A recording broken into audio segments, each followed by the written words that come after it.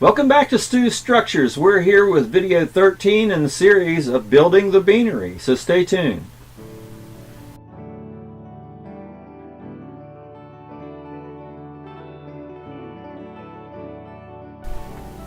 In this building, the Beanery series, this video in particular, we're getting into working on some of the smaller detail stuff that goes on the roofs, and maybe start working on the roof for the second two walls that I haven't created the structure for that connects onto the tower.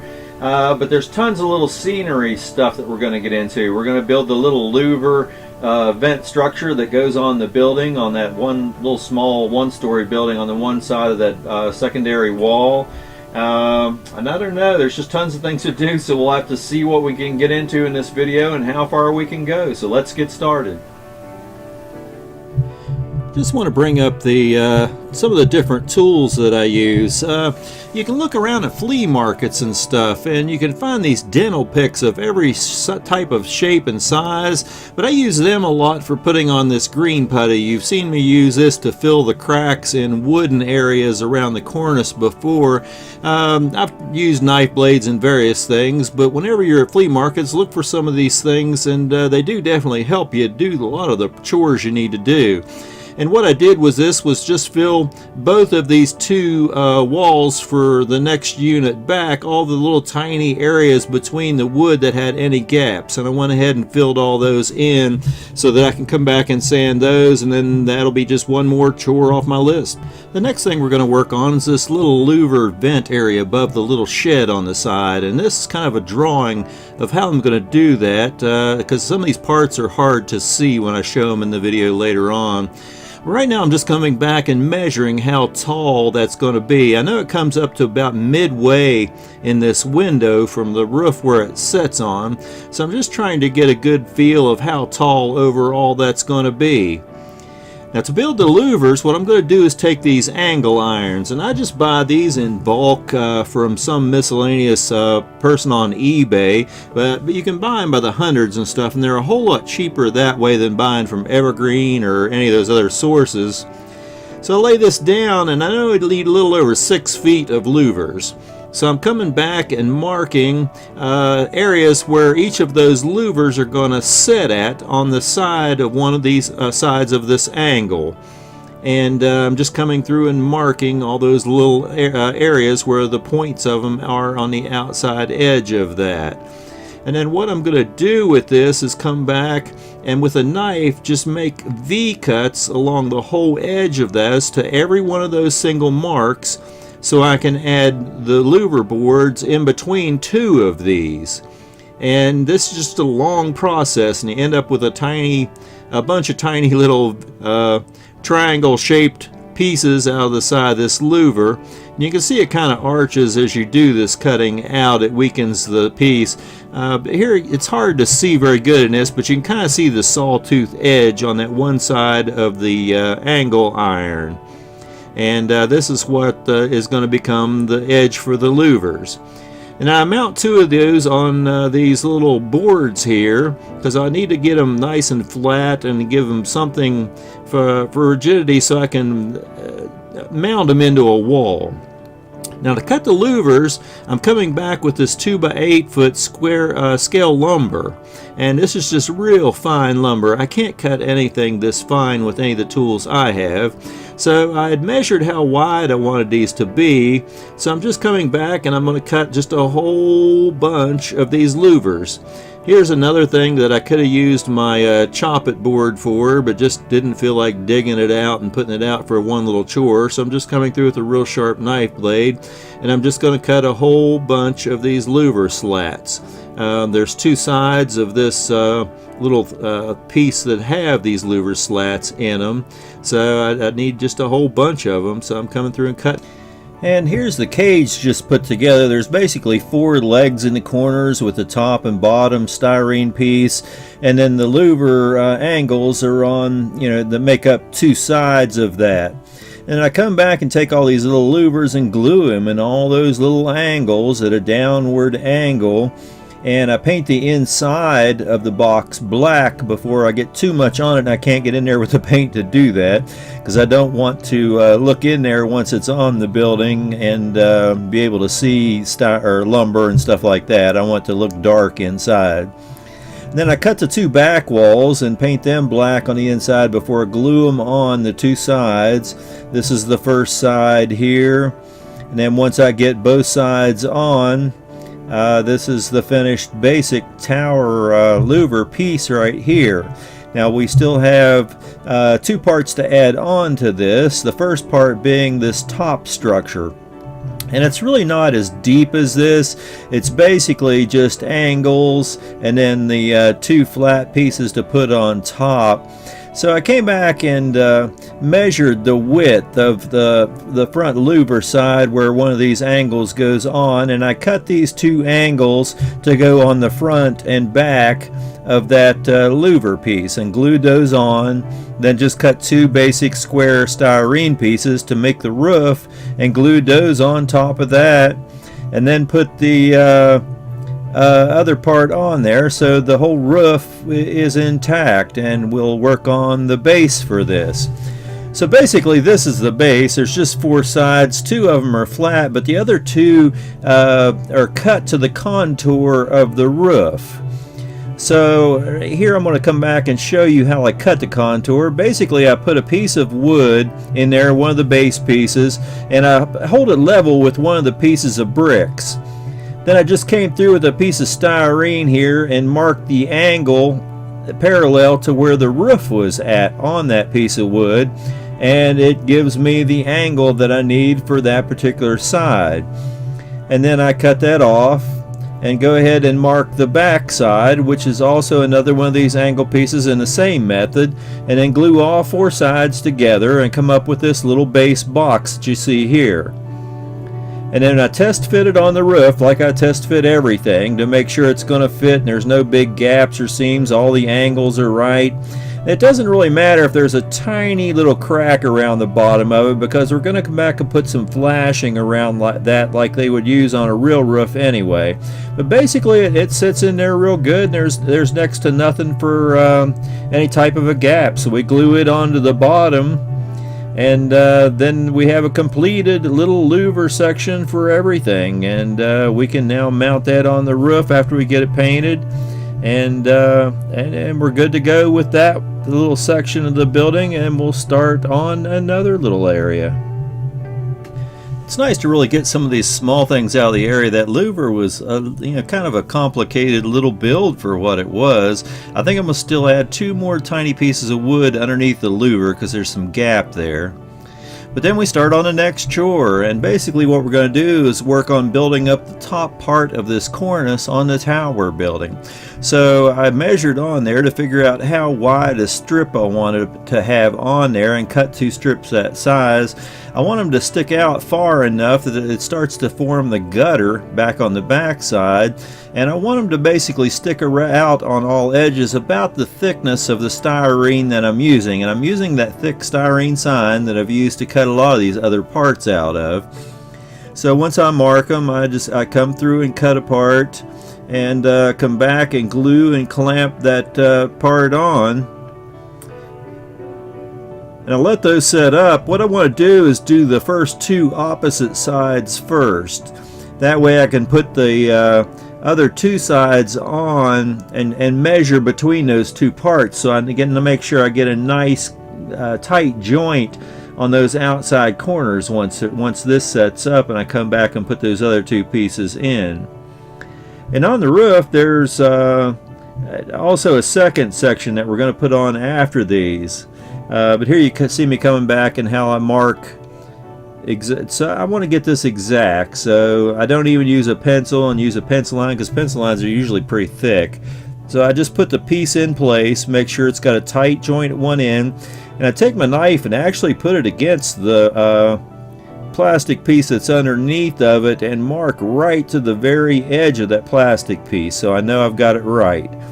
And then when I glue this on, and I'll have to come back and glue the one on the opposite side of that, and then clamp them on and let them set up, then we'll be ready for that second layer that goes on top of this.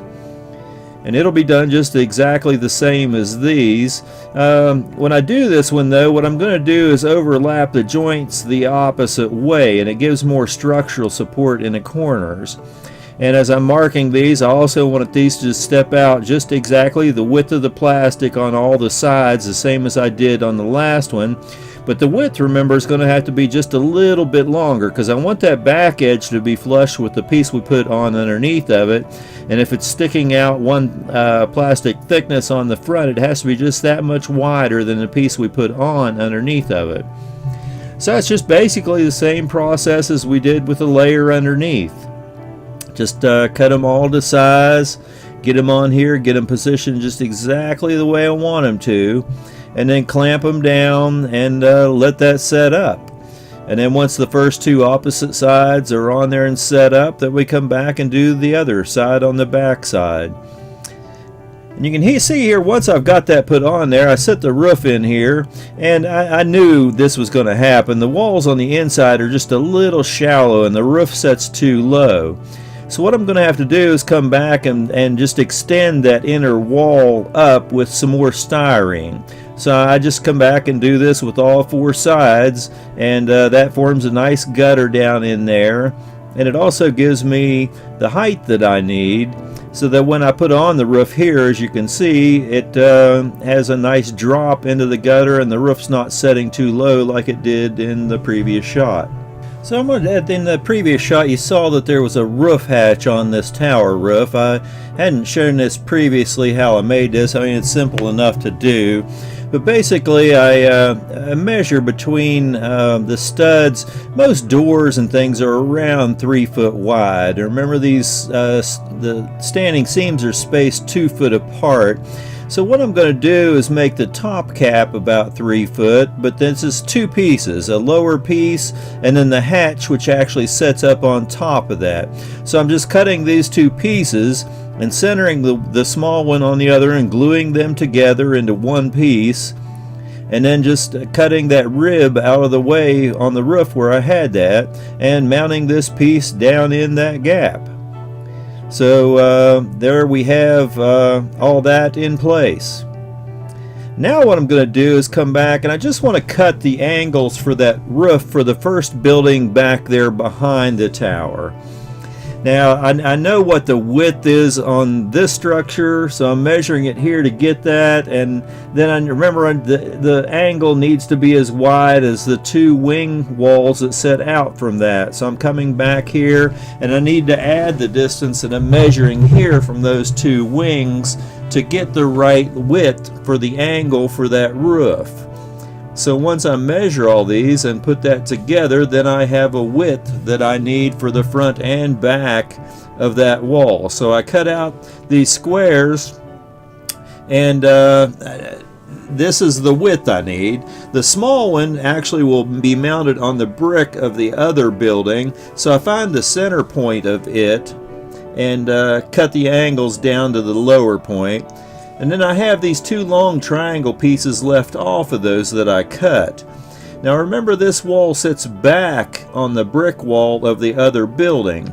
So that wall we just made will overlap these. So I'm taking that angle and adding it to the top of these walls to give me the angle that will line up with that other angle piece when I get it in place. And here I just taped those two wall roof support pieces in place just to kind of get an idea of the building. You know, the vented piece there from that one roof is not actually glued on. It's just kind of taped and is sitting cattywampus in there, not the way it should.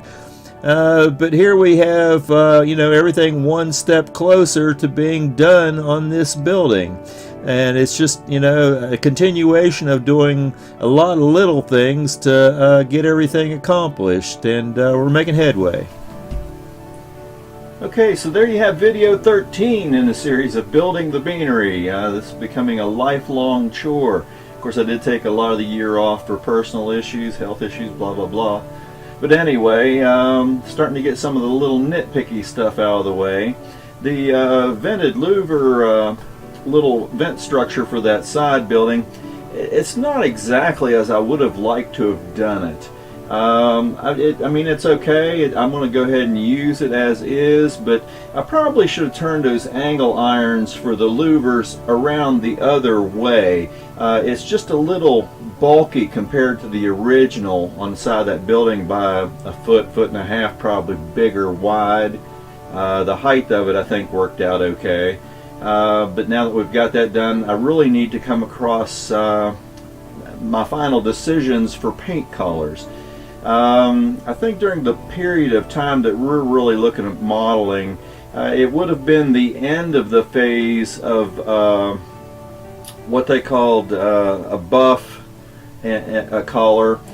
Some of the people that worked in the area said, well, it was like a yellow, which it was kind of an off-white that tended towards slightly the color of yellow. So being that railroads used paints from local distributors to get closest to what they used for railroad colors, which were designated colors, it could have been a slight variance, and maybe it had a little more yellow in it or not. I'm not sure.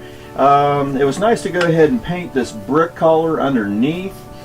This would have been closer to the clay colors of the brick from this particular area that I live in. So it gives me a base coat to come back and do some painting on. Even if I do the buff area period color on this, it would have been really worn off and in bad shape by the time that we modeled, and then they colored, put some gray paint on it later on, and I'm not sure exactly what year that happened. So I think I'm going to use the buff color, and that also decides the brownish color that I'm going to go ahead and use for the windows, doors, and all that, so we can get started in the painting. Once we get the painting of some more of the structure done, then we can add the glassing or the glass to the windows.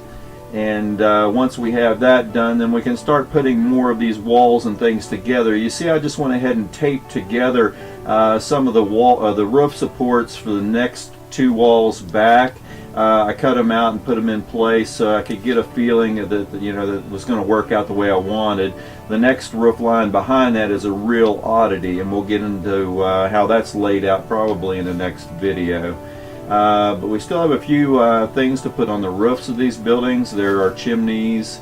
You see a flagpole on the tower. I'm not sure that survived into the time period that we model. I mean, the roof hatch is up there to give them access to put up and down the flag, but I'm not sure anybody would have regularly went up and down and put a flag clear up on that tower every day.